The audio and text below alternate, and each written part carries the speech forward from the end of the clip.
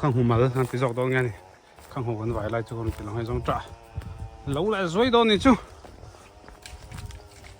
nè sợ khập máy nếu mình là giống trả cũ ắt trăng hen ắt lạc tổ bốc cái ngủ mà na thì hay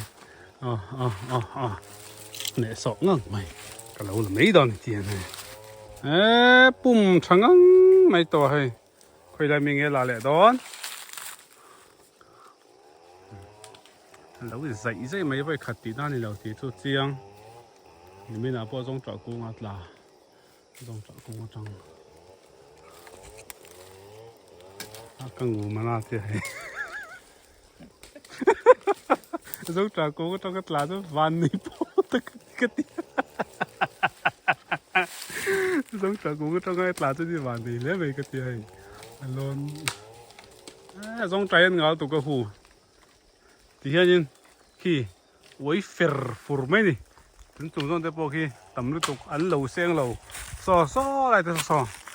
giống trả hi ăn ngã em mấy này ngày nom lẩu không phải ngã hay so hay là phải chơi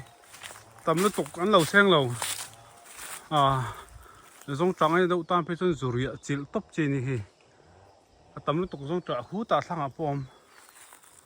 khi ta tham bù là bộ thì khi giống trả cũng vắt thì với thẻ lụa mày giống trả chứ mò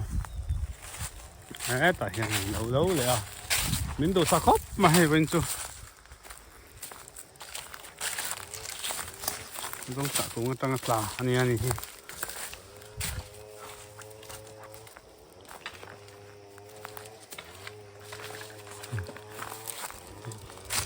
nè sâu dậy em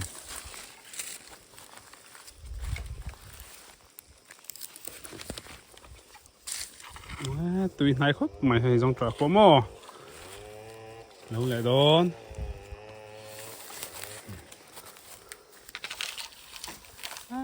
giống trắng ngà là hay cho ngày nào nó ý tổ mai á ấy tổ đúng không ta rủi chi nhỉ hay ngày năm rồi tầm lúc ăn ấy sen đón rồi sợ tổ point ta sẽ tổ này cho nên market thì tháo vào rì xì đừng cái gì giống tại lom đâu bụi bốc xia tí nôm nan lẹ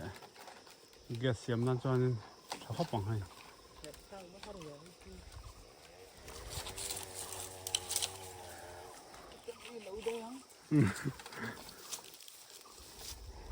xây chẳng ngarang à